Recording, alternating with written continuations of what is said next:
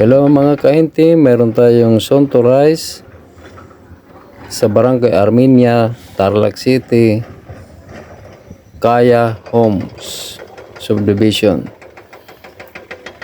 Pwede mag-apply dito ang mga minimum ang sweldo.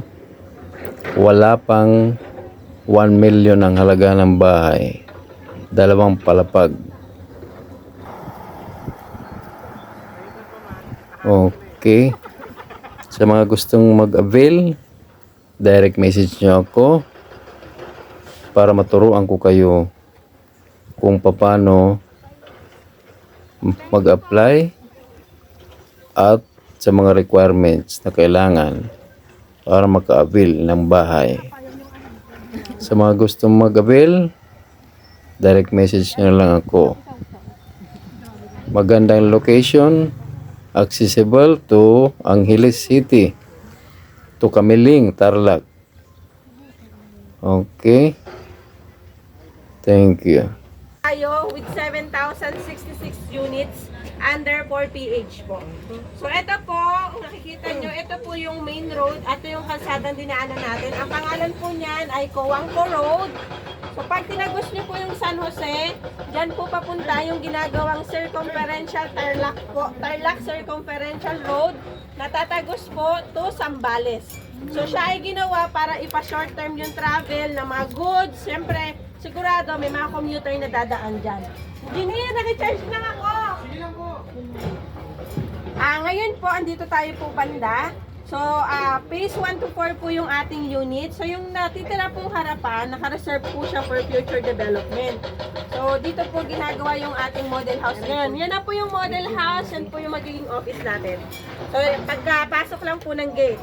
So, mapapansin nyo rin po dito sa ating mapa, meron po tayong ilalagay na tricycle terminal. Siyempre, para i-cater yung mga homeowner natin papasok at palabas.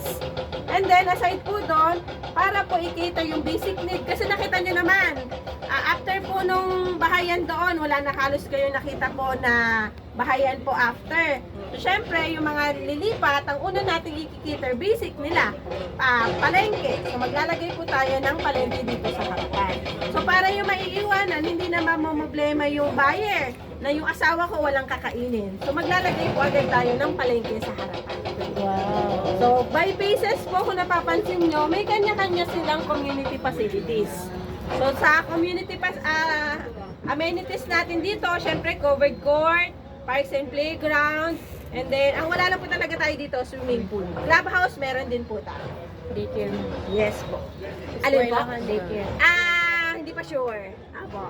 So usually naman yung mga ganyan na mga daycare, usually naman kahit nawala sa basta si Kaya, alam niyo naman nagbibigay yan bigla. Pero yung approved natin, syempre clubhouse, parks and playground, and covered court. Wala lang talaga tayong swimming pool. So mas maganda makapag-take kayo ng picture kasi mamaya doon ko na po i-discuss yung full details sa office natin. At least doon the aircon. So yun po mag-ikot muna po kayo para before po meron na kayong shot. Kasi po malapit na kami mag-launch. LTS na lang inaantay natin. May presyo na kami, may mapa na kami. Hindi pa pwede. Ano ta? Ano na lang ta? May dream house. Floating kayo doon. Pero sa amin ito.